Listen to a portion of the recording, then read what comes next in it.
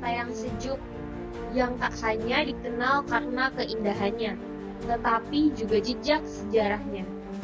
Pada dekade 1920-an hingga 1930-an, di Bandung seorang pemuda bernama Soekarno baru lulus dari Technische Hogeschool Bandung.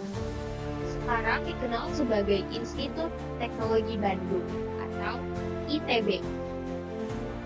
Mulai menyalakan api perlawanan terhadap penjajahan Belanda, di kota kembang ini pula Bung Karno mendirikan Partai Nasional Indonesia, menyuarakan kemerdekaan dan menyatukan semangat rakyat melalui pidato-pidato penuh gairah.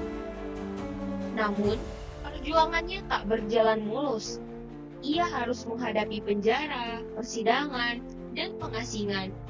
Tapi, dari balik jeruji besi dan ruang sidang kolonial, suara Bung Karno justru menggema lebih kuat. Ia tidak menyerah, ia malah menggugat. Dan Bandung sepertinya bukan sekedar tempat persinggahan dalam hidupnya. Kota ini adalah kawah candera di muka yang membentuk sang proklamator dalam merebut kemerdekaan.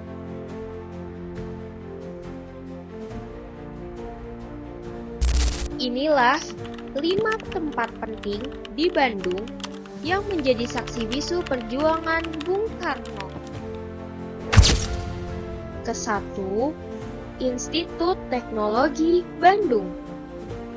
Disinilah Bung Karno menimba ilmu teknik sipil, tempat di mana pemikiran kebangsaan mulai tumbuh.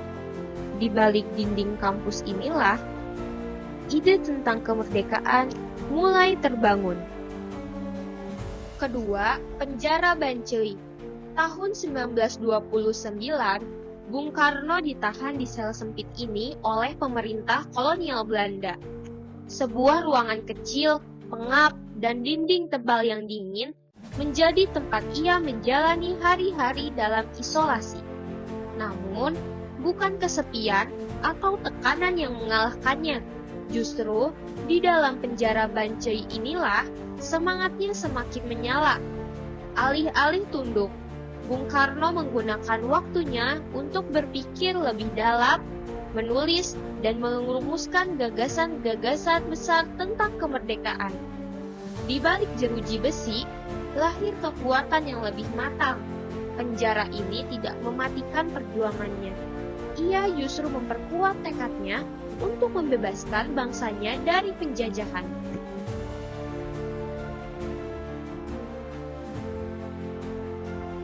Ketiga, Gedung Indonesia Menggugat.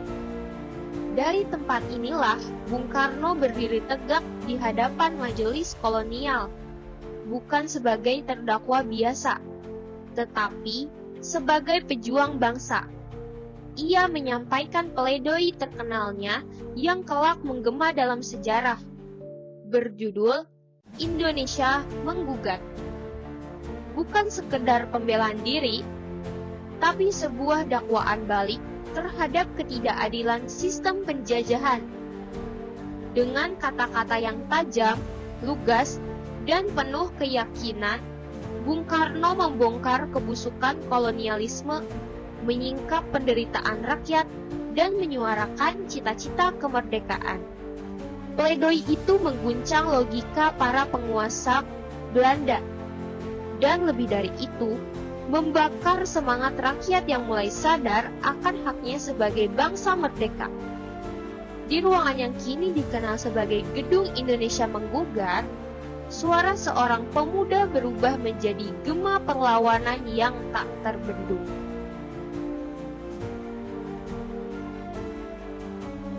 Keempat, Lapas Sukamiskin. Setelah sidang Indonesia Menggugat, Bung Karno dijatuhi hukuman penjara dan dipindahkan ke Lapas Sukamiskin, sebuah lembaga permasyarakatan berarsitektur kolonial yang dikenal dengan kesunyian dan kedisiplinannya. Di balik dinding dan pintu besi yang berat, Bung Karno menjalani hari-hari pengasingan, jauh dari hiruk-pikuk pergerakan.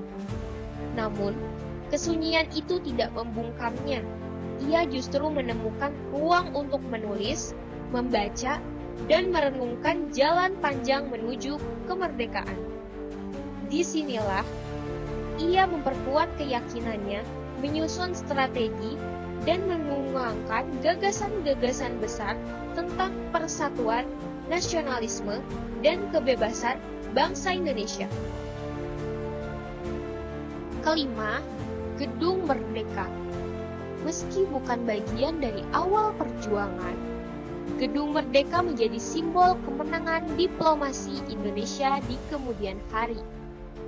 Di gedung melalui inisiatif Soekarno, para kepala negara Asia dan Afrika berkumpul untuk menggelar konferensi Asia-Afrika. Konferensi ini digelar untuk mempererat solidaritas antar bangsa di Asia dan Afrika serta menentang kolonialisme dan neokolonialisme. Pertemuan ini menghasilkan Dasar Bandung, sebuah deklarasi yang menjadi landasan bagi kerjasama dan perdamaian dunia. Kelima tempat ini bukan sekedar titik di peta. Mereka adalah saksi bisu sebuah tekad besar, membebaskan bangsa dari penjajahan. Mari kita rawat warisan sejarah ini agar semangat Bung Karno dan para pahlawan bangsa lainnya tak pernah padam.